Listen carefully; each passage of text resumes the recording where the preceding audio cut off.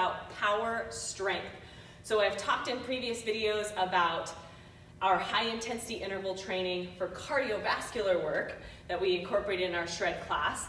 And then I've also talked about endurance cardiovascular work where you're doing more steady state. And then in another video, I will be demonstrating endurance strength and how these different components of a class should be very clear to clients and participants. For power strength, it's similar to our high intensity interval cardiovascular work in that it should be a harder intensity for a shorter duration of time with ample rest. So what I'm going to demonstrate today are some options of exercises for power strength, but the most important thing to remember when you're choosing exercises for power strength is that they should involve more multi-joint exercises, meaning like a single joint exercise would be, for example, just a good old bicep curl. Those are some of the exercises you would use for more steady state strength training, whereas for our power strength, we want to be incorporating the hips with the shoulders, with the feet. So everything is working together. We're going from head to toe, and we're working the entire body. So a lot of really good power strength moves are going to involve the hips in some capacity. We still want to think as instructors how we can work the full body in that section of class as well as equal sides of the body. So we want to work the front of the body, the back of the body, maybe we do some side, lateral stuff.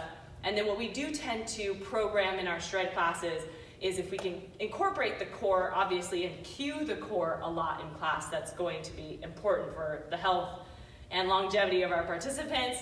But we also save a lot of the core focused things toward the end of class, or maybe we sneak it in the middle if we want to change it up that day. But it's not necessarily a big component of the power strength exercises. They're definitely going to be using their core though. They can't do some of these exercises without their core. So I'd like to do a quick disclaimer. Notice how I have 3 pieces of equipment here.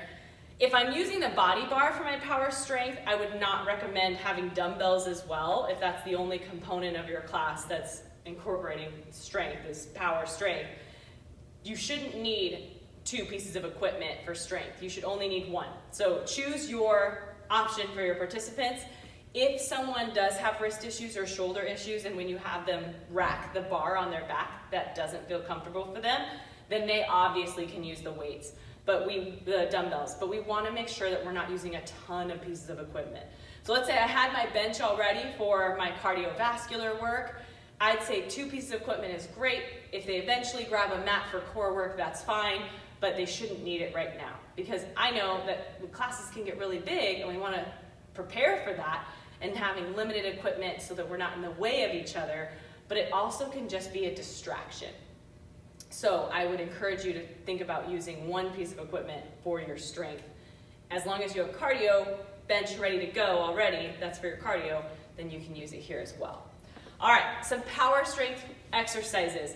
I love the good old snatch. So what you would do in shred, ideally, is it progresses over time. So what a snatch is made of is basically taking something, an object, from the ground to overhead as smoothly and most powerfully as possible, meaning that whatever weight, however heavy it is its velocity is fast. It's going fast toward the ceiling or the sky.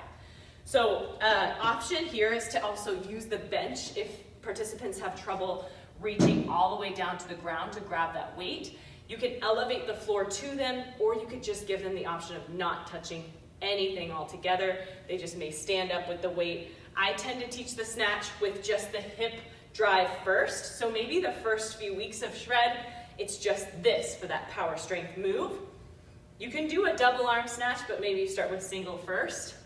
So again, power strength, it's about, I would say 30 seconds for those exercises with about 30 seconds rest, which might be too much because again, people don't always take themselves to that limit. So I would say maybe you give them like 15 seconds rest to transition to the other side. It's not necessarily that true high intensity interval training, but it is pseudo HIIT. So they're getting some rest. So let's say first week, we do about 30 seconds or so of this pre-snatch movement. The next week, we start to bring it all the way to the top. So we're trying to maybe touch the bench, snatch the weight up overhead, or we touch the ground, snatch the weight up overhead. So this is, again, give you a side view of a proper snatch. Make sure you, as the instructor, can demonstrate this yourself. The weight should eventually be pretty much weightless as it's floating up to the ceiling. Core engaged, back strong and flat. It's the hips coming down, not necessarily reaching to the floor. This is not a good snatch starting position. We're squatting down, we're snatching that weight overhead. Okay, and that mobility is going to be important for your participants too. So maybe they just bring it to their shoulder. They don't go all the way to the ceiling. If they start to look like this, where they can't straighten their arm, we've all seen that. Not worth it to bring the weight overhead. There's our snatch. We can do that with 2 dumbbells as well, down to the floor or the bench, snatching overhead. We can do that with the bar. Definitely depends on your class. Of course, where it's kind of can turn into more of a clean and press, but a true snatch should be the weight floating up to the ceiling without the pause right here, right? Which we'll go over the clean and press in a little bit, because that's another good power move choice. But a snatch should be from here to overhead. That's our snatch. That's a good power move option. Depends on the class. Maybe you start or you only stay with that pre-snatch with the weight. It's all about those hips. Big press of the hips. So we're getting a little bit of a hinge, pushing the hips back, bringing the bar forward. That's our clean, but our snatch goes overhead.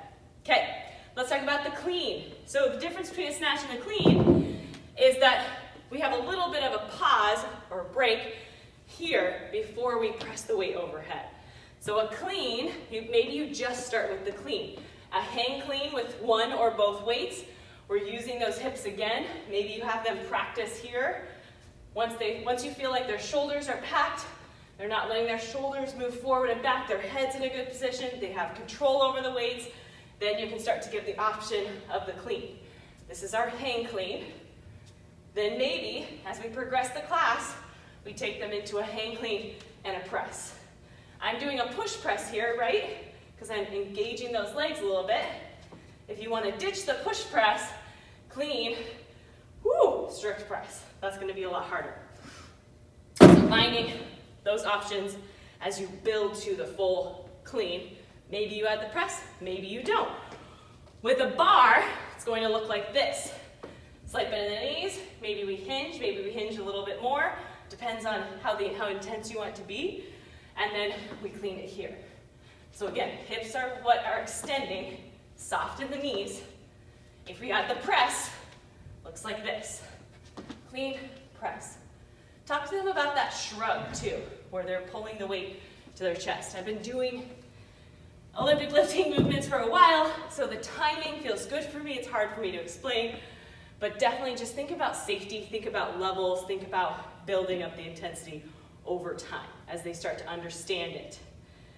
Okay, then we have our option. So there's a clean or a snatch, and then lunge to a press, I consider to be a power move because it's, again, incorporating the whole body. So finding a lunge, maybe you have the weights here, maybe you just start with it here. Lunge bicep curl I would consider to be a power move as well. Maybe we add a bicep curl at the top. Maybe we go lunge, clean, press. Lunge, clean, press. Maybe we start the weights here and we just lunge and press. Those are all great. Of course, you can do that with the bar. This is all power moves, right? Movements you can only do for about 30 seconds or so. Maybe we have the lunge and the press. Lunge and the press. The lunge is more of a progression, I feel, from the squat. So a squat to press is also what I would consider a power strength move. So basically it's a thruster, is you're squatting down, pressing the weight overhead. Maybe you have them just do front squats to start, and then progress them into just a push press, and then you start to build to that full thruster, where they're squatting down. Encourage them to feel like their legs are what are driving the weight up, because that's where their heart rate's really going to increase. Then we have swings. So basically like a kettlebell swing. We don't have kettlebells in our studios. And with how many pieces of equipment we already have, I'm doing my best to hold off on them.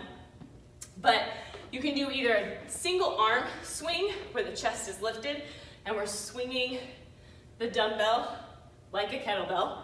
You can do a double arm swing with one dumbbell.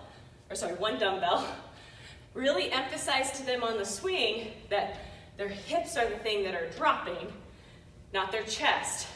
And they're using the momentum of that press forward of their hips and that squeeze their hips.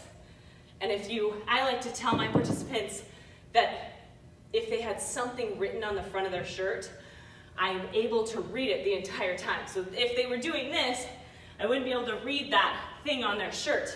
But if they keep that chest lifted, I can read it, and I know they're doing that swing correctly. We can always do single arm swing, double arm swing with one weight, or the hardest version, our swing with both dumbbells. Okay, so there's our swing. Then we can go into what I call a wood chop. So a swing, any version of the swing, is considered a power move. The wood chop is great. You can do it multiple ways. So a front-facing version is from that lunge position where they're chopping toward that back leg, and then they basically pull the weight up and over their shoulder as they come up on that lunge. So a lot of good rotation, strength here. They're lunging, they're coming up, they're working their arms as well. Definitely a power strength move. Another option for the wood chop is to go from a wide stance first. Maybe you have them do a squat, then a lunge, wood chop, back to the squat, lunge, wood chop, back to a squat. So that can be kind of a fun way to do that one. Then from the wood chop, which is another great power strength move, we have our dumbbell burpee. So what this would look like, again, we can elevate the ground to them. With the dumbbells is we do basically hopping back. You can add all kinds of fun stuff here once they're down. You can add rows, plank and rows, actually. Since the body's in that plank position and you're rowing, I consider that to be a power strength move as well. So something to remember. Maybe they're here, then you're hopping forward. This is that dumbbell burpee. Pick up the dumbbells, press them overhead, or they can come to here if those shoulders don't do that. Bring the weight down, hop back. So maybe you add that row at the bottom, not only to get the core going, but also to bring their heart rate down for a second when they're in that position. Okay, so good options there. And then last but not least, I like this as a power move, is kind of a crab walk position. So again, great option to elevate the ground toward them, but it also changes their positioning from all that standing work. So this is my last power move, power strength move I'll show you, is we take them into that crab walk position, and basically they can hold here, or they can lift one leg at a time, or they can start to reach, opposite hand to opposite leg. It's not easy. And again, they can always be facing this side of the bench too. Let's say, definitely make sure the equipment's out of the way, but they can do it this way because it's harder on that narrower bench. Pulling their hips up. What I love about that position too is if you work with a lot of people who sit at a desk all day, we all know their posture starts to look like this, so it really helps them open up their chest and work the back of that body, which we all know most people need. So I hope these sets of power moves, power strength moves, have been helpful for you. And in the next video, if you're looking forward to a different strength segment that's more endurance-based, check out the other video about endurance strength exercises and the difference between that and power strength. Thanks for watching.